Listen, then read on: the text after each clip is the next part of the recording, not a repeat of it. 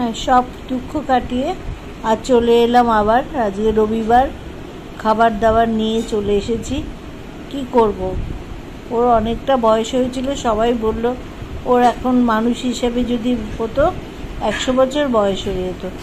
13-14 বছর আছে, 11 বছর হবেই, ওরা বলছে না আরও বেশি। যাই হোক, এই এতদিন ছিল, পাখিটা মারা গেল। ওই জন্য কালকে আমার খুবই শরীর খারাপ ছিল, মনটাও খারাপ ছিল। আজকে একটু সব ঝেড়ে, দুঃখ ঝেড়ে আবার আসতেই হলো, কিছু করার নেই, খাওয়া দাওয়া তো করতেই হবে। চলে এসেছি আজকে খাবার নিয়ে। দেখো, এইটা হয়েছে সেই রোজকার, আমি বললাম ঢ্যাঁড়স প্রেমী হয়েছি, রোজ আমি ঢ্যাঁড়স খাচ্ছি। সুগারের জন্য একটু ঢ্যাঁড়স খাওয়া ভালো, ওই জন্য ঢ্যাঁড়স হয়েছে, ঢ্যাঁড়সের তো। আর এইটা কালকে আমাদের এঁচোড় হয়েছিল, সেই এঁচোড়টা একটুখানি ছিল, তাই খাবো।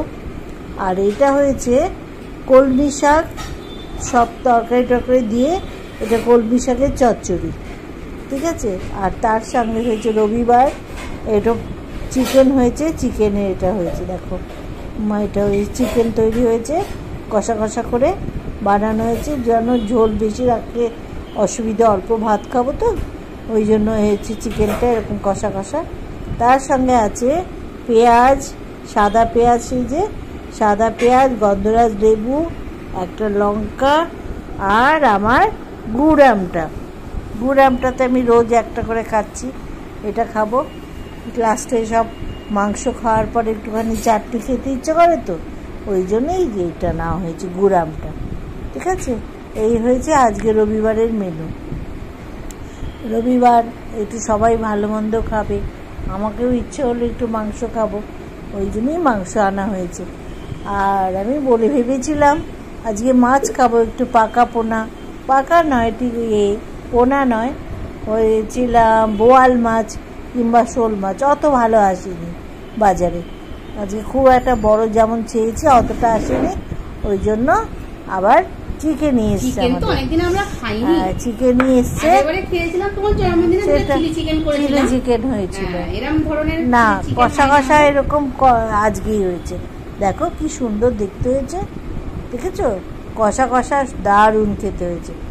আমি খেয়েও দেখেছি, একটু খুব সুন্দর হয়েছে, রংটা তো অপূর্ব হয়েছে। আর এইগুলো সব আছে আমাদের কলমি শাক চচ্চড়ি, কে কে খাও? বাপরে বাপ, কলমি শাক, এঁচোড়, ঢ্যাঁড়সের তো, ঢ্যাঁড়সটা বললাম না আমি ঢ্যাঁড়স প্রেমী হয়েছি, রোজ ঢ্যাঁড়স খাচ্ছি। ঢ্যাঁড়স খেলে বলছে সুগারটা অনেক কন্ট্রোল থাকে, সত্যিই তাই, আমি খাচ্ছি তো রোজ। আজকে দেখছিলাম সুগারটা অনেকটা কম, সুগারটা ভালোই থাকে। হ্যাঁ, না খাওয়াও ভালো শরীরের পক্ষে, খাওয়া রোজ আমি খাই। এই দেখো শুধু ঢ্যাঁড়সের, হ্যাঁ এই হর করছে,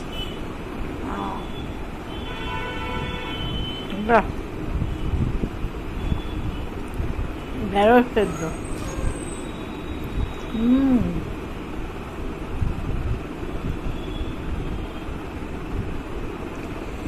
বাহ, এমনি খেতে ভালো লাগে।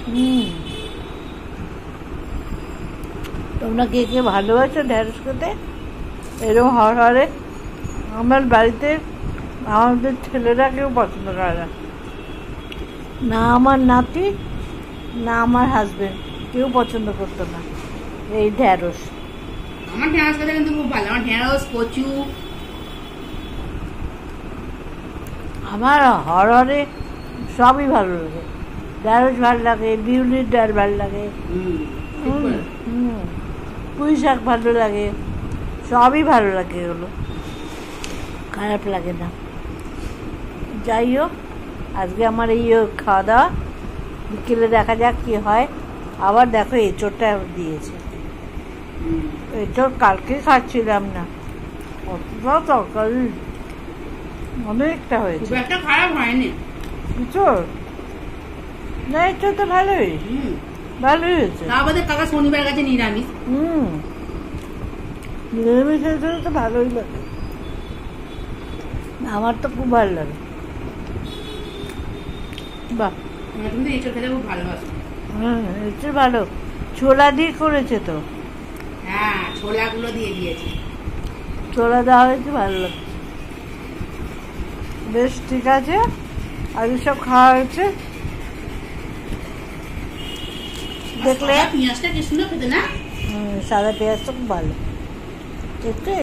সাদা পেঁয়াজটা এখন উঠেছে খুব বাজারে, খুব সাদা পেঁয়াজ বিক্রি হচ্ছে, ওই জন্য আমাদেরও সাদা পেঁয়াজ এসছে।